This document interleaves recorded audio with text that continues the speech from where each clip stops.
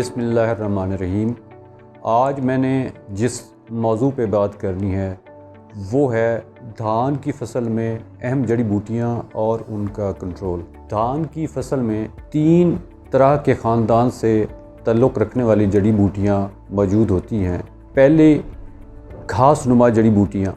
घास नुमा जड़ी बूटियों में संवाकी, मधाना, लुम्ब घास, बांसी घास वगैरह शामिल हैं। दूसरा, डीला ख़ानदान से ताल्लुक़ रखने वाली जड़ी बूटियाँ। डीला ख़ानदान से ताल्लुक़ रखने वाली जड़ी बूटियों में शामिल हैं भंवें, गंवें और डीला। तीसरा, चौड़े पत्तों वाली जड़ी बूटियाँ। चौड़े पत्तों वाली जड़ी बूटियों में आम तौर पे इटसिट, मिर्च बूटी, चौपत्ती बूटी और दरियाई बूटी शामिल हैं। FMC इन जड़ी बूटियों को कंट्रोल करने के लिए विंस्टा की सिफारिश करती है। विंस्टा धान की फसल में मौजूद घासनुमा, डीला और चौड़े पत्तों के ख़ानदान से ताल्लुक़ रखने वाली उगी हुई जड़ी बूटियों को कंट्रोल करने के लिए 2 ताकतवर जहरों बिस्पेरिडोक सोडियम और बेंसल्फ्यूरान मिथाइल का प्रीमिक्स है। विंस्टा धान के खेत में जड़ी बूटियों का फौरी और देरपा कंट्रोल देता है। विंस्टा में मौजूद बिस्पेरिडोक सोडियम उगी हुई जड़ी बूटियों का ख़ात्मा करता है और बेंसल्फ्यूरान मिथाइल ज़मीन पे एक तह बना देता है जो दोबारा और बाद में उगने वाली जड़ी बूटियों को उगने नहीं देता है। इस तरह धान का खेत जड़ी बूटियों के नुकसान से बिल्कुल महफूज रहता है। जब धान के खेत में विंस्टा को स्प्रे करते हैं तो विंस्टा उगी हुई जड़ी बूटियों के पत्तों और जड़ों के ज़रिए सरायत करके चंद ही दिनों में जड़ी बूटियों का ख़ात्मा कर देता है। विंस्टा का धान की फसल के ऊपर कोई मनफी असर नहीं है। अब मैं बात करता हूँ विंस्टा का नर्सरी और धान के खेत में कब, किस मिक़दार में और किस तरीके से इस्तेमाल करना चाहिए। नर्सरी और धान के खेत में इस्तेमाल के लिए विंस्टा की मिक़दार 60 ग्राम फ़ी एकड़ है। अब मैं बात करता हूँ नर्सरी में इस्तेमाल के लिए सिफारिशात की। नर्सरी जब 3 से 4 पत्तों की हो जाए और तमाम जड़ी बूटियाँ नर्सरी के अंदर उगें तो उस वक्त विंस्टा को फ्लड जेट नोज़ल लगाकर नर्सरी के अंदर स्प्रे कर दें।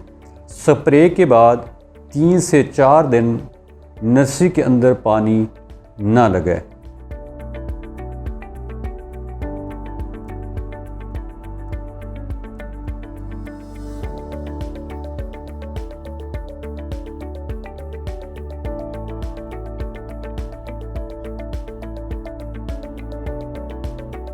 अब मैं बात करता हूँ विंस्टा की धान के खेत में इस्तेमाल की सिफारिशात। बीज से बरह रास्त काश्ता या पनीरी से मुंतकिल फसल जब फसल 2 से 3 हफ्तों की हो जाए और जड़ी बूटियाँ 3 से 4 पत्तों तक पहुँच जाएं और धान की फसल ने ज़मीन को मुकम्मल ना ढांपा हो तो विंस्टा का फ्लड जेट नोज़ल लगाकर स्प्रे करें। स्प्रे करने से पहले आप देख लें कि खेत के अंदर पानी मौजूद नहीं होना चाहिए। अगर खेत के अंदर पानी मौजूद है तो वो पानी निकाल दें।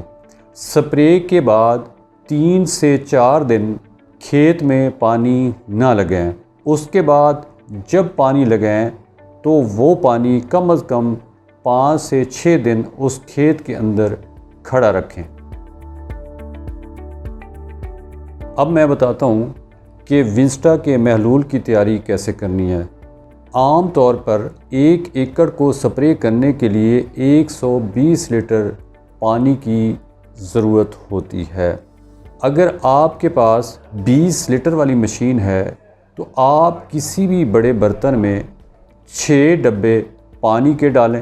पहले आप ज़री जहर को बड़े बर्तन या बाल्टी में डालें और उसके बाद आप 60 मिलीलीटर एडजुवेंट को बाल्टी में या बड़े बर्तन में डालें।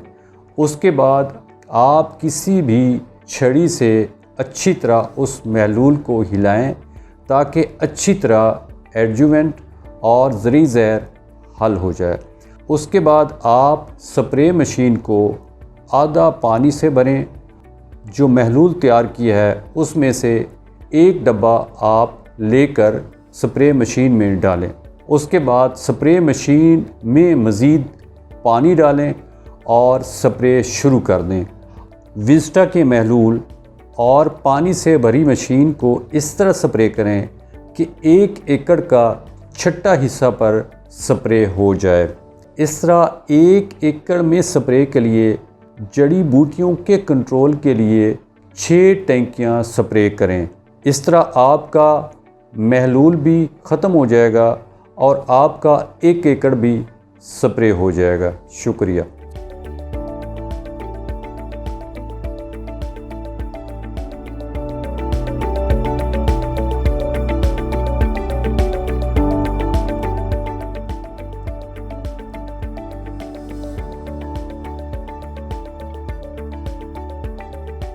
आप FMC की इन सिफारिशात पे अमल करते हुए अपने आप को भी महफूज रखें और अपनी फसल को भी महफूज रखें।